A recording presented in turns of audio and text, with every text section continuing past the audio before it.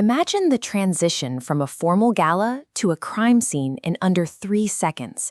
Laughter stops, the music cuts, and suddenly 2,600 guests in black tie are forced to dive under banquet tables. On April 25, 2026, the Washington Hilton's 30,000-square-foot ballroom was one of the most target-rich environments in the world. The attendees included President Donald Trump, the vice president, and the majority of the cabinet. This creates a massive security challenge. To host the dinner, the Secret Service has to establish a high-threat protective bubble inside a commercial hotel that stays open to regular, paying guests throughout the night. At 8:40 p.m., gunshots rang out just past the ballroom doors. Secret Service agents instantly swarmed the head table, shielding the president and starting an immediate evacuation to the hotel's secure holding areas. Despite the massive concentration of law enforcement, a heavily armed gunman had managed to get within yards of the executive branch. To understand why the attack happened here, you have to look at the Washington Hilton's exterior, a site that has haunted the Secret Service for decades. In 1981, this was the site of the near-fatal assassination attempt on Ronald Reagan. John Hinckley Jr. was able to wait in a public crowd outside the hotel and fire 6 shots as the president walked to his limousine. Following that failure, the Secret Service worked with the hotel to build a dedicated presidential suite and a private armored driveway. These physical changes were designed to ensure a president would never have to cross an unmonitored public space to enter or exit the building. This evolved into a strategy known as multi-layered security architecture. Rather than one wall, the agency uses a series of concentric rings, from the street to the stage, each with a higher level of scrutiny. Modern protection assumes the outermost layer, the public street or lobby, is vulnerable. The system is engineered to detect and stop a threat as it moves through the secondary rings. This diagram shows the 2026 dinner security layout.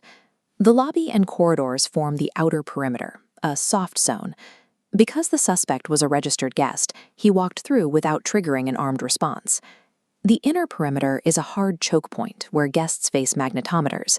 Allen used his status as a hotel guest to legally bypass the first layer of security. He moved through the public lobby unnoticed, carrying a hidden shotgun, a handgun, and multiple knives. The Secret Service protection plan accepts that the lobby is accessible. The strategy relies on the hallway to provide a clear line of sight and enough distance for agents to react before an intruder reaches the ballroom. Allen suddenly sprinted toward the inner checkpoint from 50 yards away, drawing his weapons as he closed the distance. When he reached the screening area, he opened fire directly on the guards manning the magnetometers. One officer took a direct hit to the chest. He survived because the round was stopped by his bullet-resistant vest, a critical piece of standard hardware that prevented a fatal breach of the line.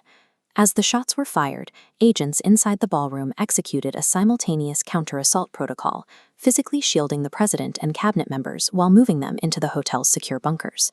The outer layers of the hotel were chaotic, but the inner ring held. The system contained the violence at the designated checkpoint, exactly as it was designed to do. Within minutes, Allen was tackled and in custody. He was hospitalized for evaluation, while the officer who took the hit was treated for minor injuries. The transition back to order was almost immediate.